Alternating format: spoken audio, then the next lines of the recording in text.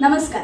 चाय टप्पा एक जादू मधील सिल्वर लेवल मधल्या पहिल्या टप्प्यामध्ये आपल्या सर्वांचं मनापासून स्वागत. आतापर्यंत आपण अक्षरांचा आवाज आणि 4 अक्षरी शब्द देखील पाहिले. त्याच्यामध्ये आपण जोड शब्द ही कॉन्सेप्ट देखील मुलांना शिकवली.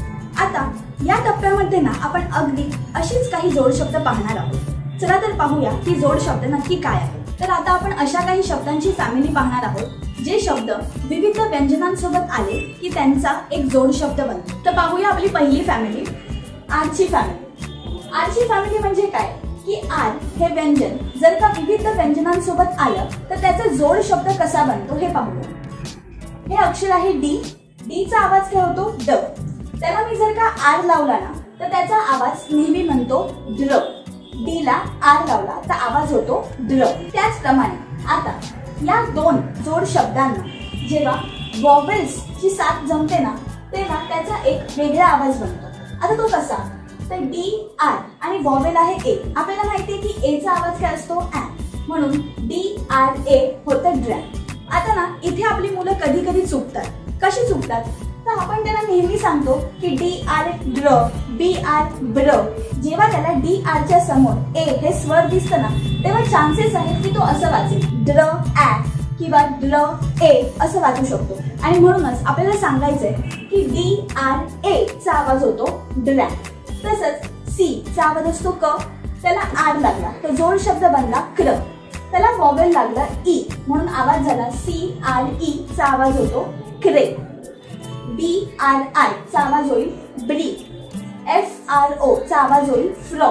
आणि डी आर यू चा आवाज होईल द्र. याच फॅमिली सारखी अजून एक फॅमिली आहे एल ची फॅमिली. एल चा आवाज आपल्याला माहितीच आहे ल.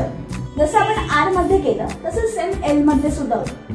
एल च्या आधी सुद्धा जेव्हा व्यंजन येतो तेव्हा त्याचा एक जोड शब्द बनतो. एफ चा आवाज असतो फ. त्याला एल लावला तर आवाज होतो फ्ल. आता सेम त्याच्या समोर जेव्हा वॉवेल येतो, वॉवेल आहे ए. ए चा आवाज असतो ऍ म्हणून एफ एल ए चा आवाज होतो फ्लॅट. डी एल ई ब्ले. जी एल आय ग्ली. एफ एल ओ फ्लॉ. आणि बी एल यू ब्ल. पुढे जाऊया एक नवीन फॅमिली एस ची फॅमिली. एस च्या समोर जेव्हा कोणतंही व्यंजन येतं तेव्हा परत एक जोड शब्द बनतो. जसं की एस चा आवाज स. टी चा आवाज स्ट. एस टी होतो स्ट. एस चा आवाज स. पी चा आवाज प म्हणून एस पी होतं स्प. एस एम स्म. एस सी स्क. आणि एस टी स्ट. सांगितल्याप्रमाणे जेव्हा ह्याच्या समोर वॉवेल्स येतात तेव्हा आवाज कसा बनतो एस टी ए म्हणजे स्टॅक. स्ट ऍ नाही तर स्टॅक. एस पी ई स्प ए नाही तर स्पे.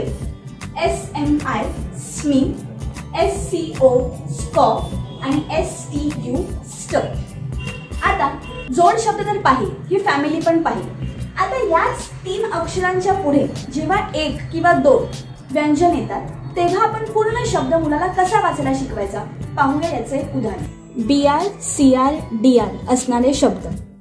सी आर ए चा आवाज काय म्हटलं आपण क्रॅ.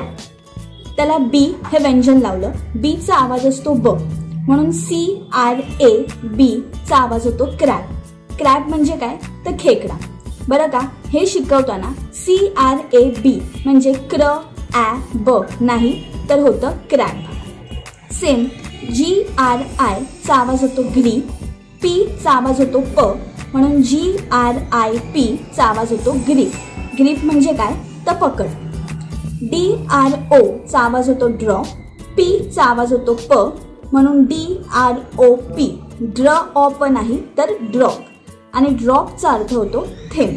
तसंच D R U G drug.